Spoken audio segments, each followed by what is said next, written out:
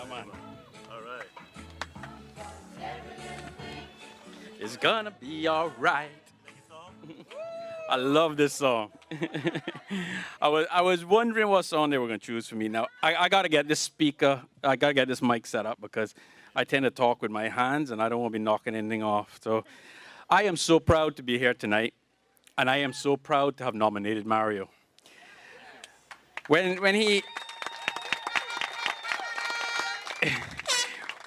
Mario asked me to speak tonight about development, and boy, that is a subject that I'm passionate about.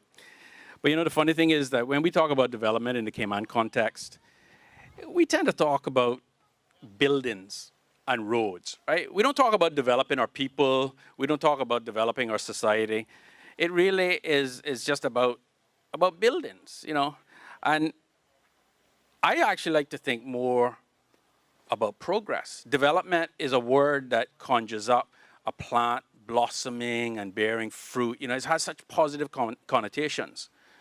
But let's just think a little bit about what development has brought for us. So first thing is, we have tunnels, right? We never used to have tunnels, but we've got tunnels now. In fact, we've got 2 tunnels. But you know, those 2 tunnels are not going to be the only 2 tunnels that we have. If things continue the way that they are, we can have 3 or 4 or 5 or 6 tunnels. In fact, when we drive on the West Bay Road, we don't need to worry about seeing the sea. We gotta be lucky to see daylight. All right? We gotta be in tunnel after tunnel after tunnel after tunnel. We have tunnels and we have bridges, right? We got 2 bridges. And the bridge closest to West Bay, well, you know, when that was created, we heard that it was going to be a pedestrian walkway. You see what a pedestrian walkway turned into now? It's a canal for boats, right? You see how things kind of creep up on you and turn into something else, right? So we got tunnels, we got bridges, we got traffic jams, like New York City and California, LA's got. We got those kind of traffic jams. We even have a mountain. Okay, it's made of trash, but it's a mountain nonetheless, right? So we got tunnels, we got bridges, we got traffic jams, and we got mountains, right? These are some of the things that are development. What I'd like to say is our unmanaged, or unbridled, or runaway development has brought for us. I get to know my age tonight, so I might as well give you some dates. In 1984, I graduated from the University of Pennsylvania with a degree in computer science. I came back to Cayman. And I was earning what was a good salary. You know, I was earning $2,000 a month. I bought a plot of land for $10,000. 5 months of my salary could pay for the land, right? I bought a plot of land for $10,000. Let's fast forward 36 years. Somebody graduates from university now and comes back to Cayman. Let's be generous and say they can make $6,000 a month. 3 times what I made 36 years ago, right? So you see, the people who preach development would say, that's good, right? In fact, we feel good. Our children can now make 3 times what we made. And we feel good. But let's look at that plot of land that I bought for $10,000, right? If you could even buy that plot of land now, which you can't, that plot of land would cost you $100,000, right? So the salary has gone up 3 times, but what you want to buy, the very fundamental thing that every Caymanian wants, which is a place to call their home, to grow old in, to greet their grandchildren in, a home, that plot of land has gone up tenfold. If this happens in the next 36 years, that plot of land will cost $1 million for a piece of land. This is not progress for our people. I don't care what they tell you. This is not progress.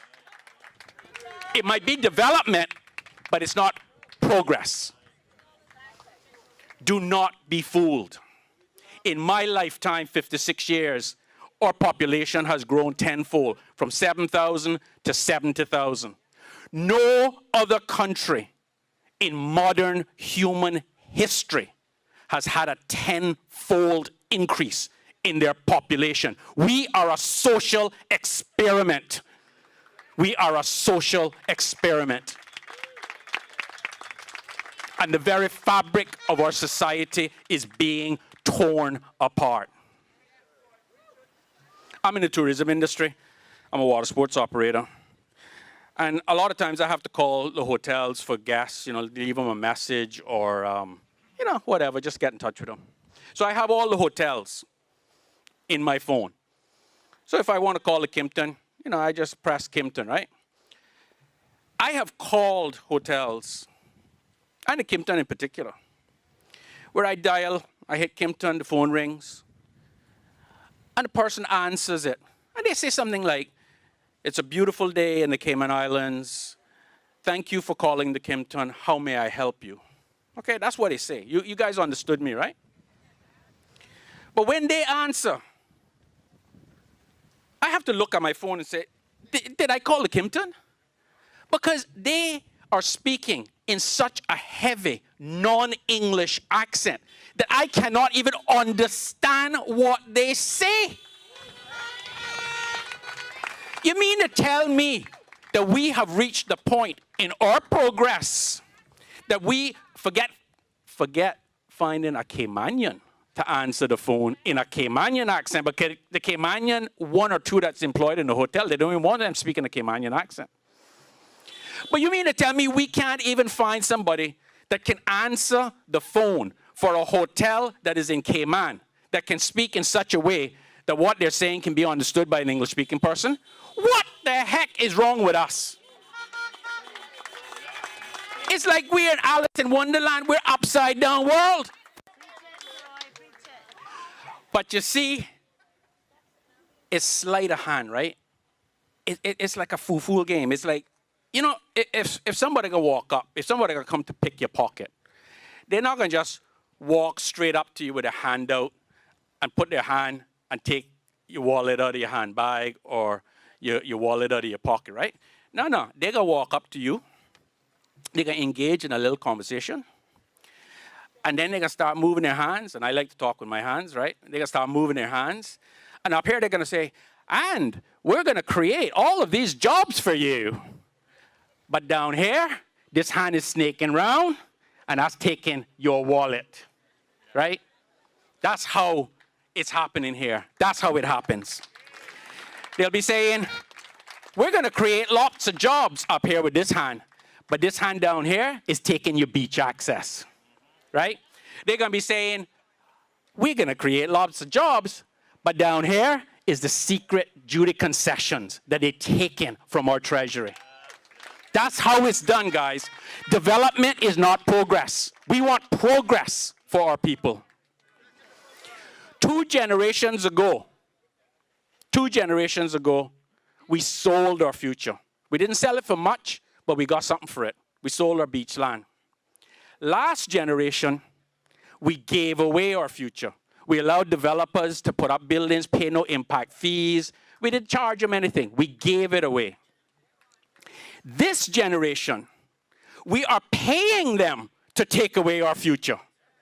We are giving them concessions to take our future and our children's future from us.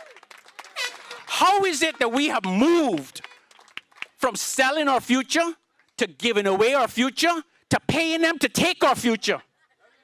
I mean, every generation of Caymanians get more and more foolish, more and more stupid. But people are waking up. This is not progress for our people. Do you hear what I am saying? This is not progress for our people. Say it with me. This is not progress for our people.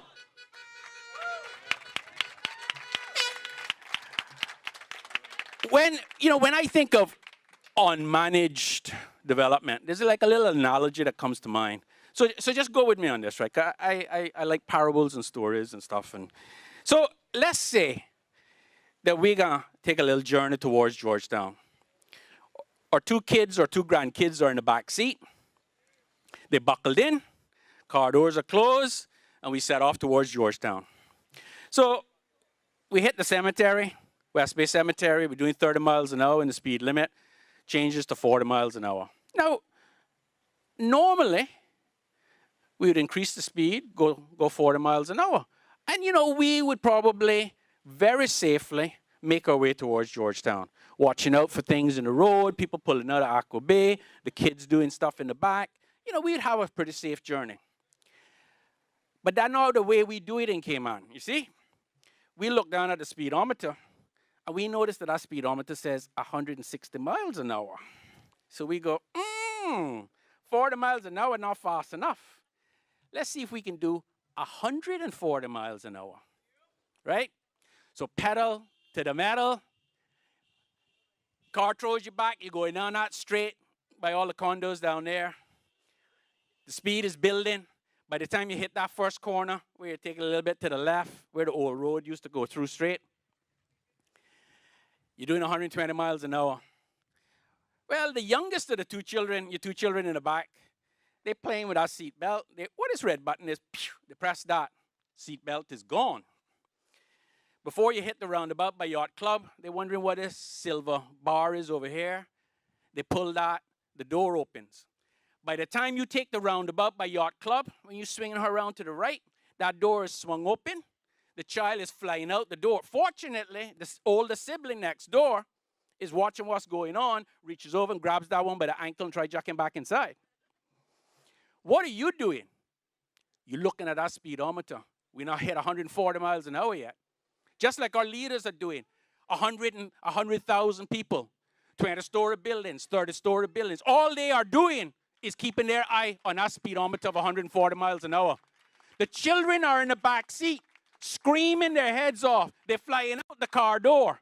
And all we're doing is keeping our eyes on that speedometer, 140 miles an hour. Bring it on, baby. They're not listening to our people screaming. So what happens? You make the corner. The poor child never fly out because the sibling hang on to him.